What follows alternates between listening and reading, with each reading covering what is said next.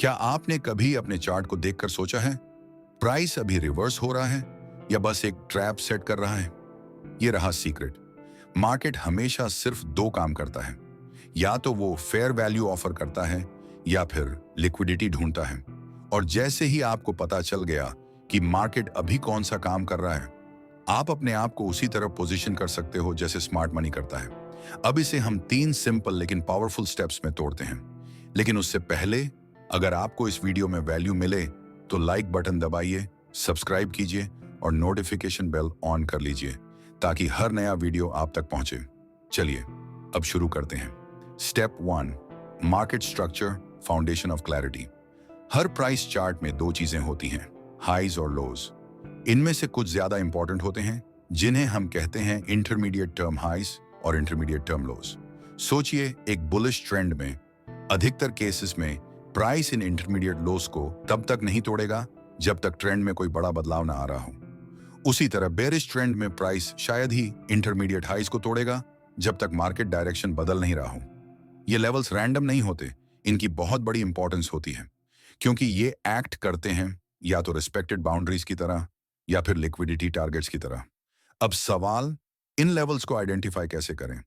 Intermediate term high shunt एक swing high जिसके दोनों साइड्स लेफ्ट और राइट पर लोअर हाईज हों। Step 2, fair value area. अब समझिए, फेयर वैल्यू एरिया को, यही वो जगह है जहां पूरा गेम चलता है।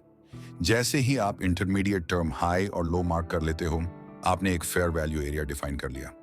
यानी ये वो जोन है जहां बायर्स और सेलर्स दोनों को मौके मिलते हैं। प्राइस का बिहेवियर फेयर वैल्यू एरिया में आमतौर पर 3 लेग्स में होता है। इंपल्स मूव, प्राइस तेजी से ऊपर जाता है ताकि बायर्स को एंट्री का मौका मिले। रिट्रेसमेंट, प्राइस पुल बैक करता है ताकि सेलर्स को भी एंट्री का मौका मिले। रिजम्पशन कंटिन्यूएशन, प्राइस फिर से अपवर्ड जाता है और बायर्स को एक और चांस मिलता है। अब जैसे ही प्राइस ओरिजिनल इंटरमीडिएट हाई के ऊपर चला जाता है, इसका मतलब बायर्स और सेलर्स दोनों को फेयर चांस मिल गया। यानी मार्केट ने अपना काम पूरा कर दिया, फेयर वैल्यू ऑफर करने का। लेकिन ट्विस्ट ये है, अगर प्राइस वापस फेयर वैल्यू जोन में नहीं आता, कुछ बदल रहा है। अगर price bearish fair value gaps बनाने लगे, इसका मतलब मार्केट बैलेंस नहीं कर रहा, बल्कि अब वो हंटिंग मोड में है। Step 3, liquidity.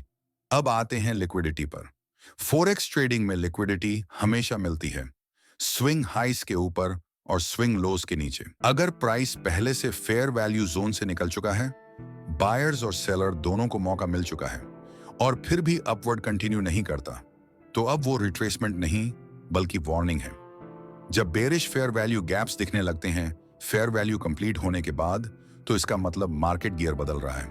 अब वो लिक्विडिटी सीक कर रहा है, और सबसे लाइकली जगह है उस इंटरमीडिएट लो के नीचे जहां लिक्विडिटी पूल इंतजार कर रहा है। तो मार्केट की इंटेंशन पढ़ना कैसे? अगर प्राइस फेयर वैल्यू जोन को रिस्पेक्ट करता है और ट्रेंड में कंटिन्यू करता है, मार्केट फेयर वैल्यू ऑफर कर रहा है। अगर प्राइस ब्रेक डाउन करता है फेयर वैल्यू कंप्लीट होने के बाद, मार्केट लिक्विडिटी सीक कर रहा है। इस लॉजिक को फॉलो करो और आपको अब गेसवर्क की जरूरत नहीं पड़ेगी। ज्वाइन करना मत भूलो, जहां हम weekly expert curated trade signals देते हैं। और अगर आप प्रीमियम सिग्नल्स चाहते हैं तो हमारा वाईपी सिग्नल चैनल भी उपलब्ध है, जहां उच्च सटीकता और ज्यादा ट्रेड्स मिलते हैं।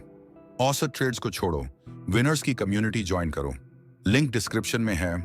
अभी ज्वाइन करो और प्रो ट्रेडर की तरह मार्केट से प्रॉफिट करो। अगर आपको इस ब्रेकडाउन से वैल्यू मिली हो तो लाइक और सब्सक्राइब जरूर कर देना।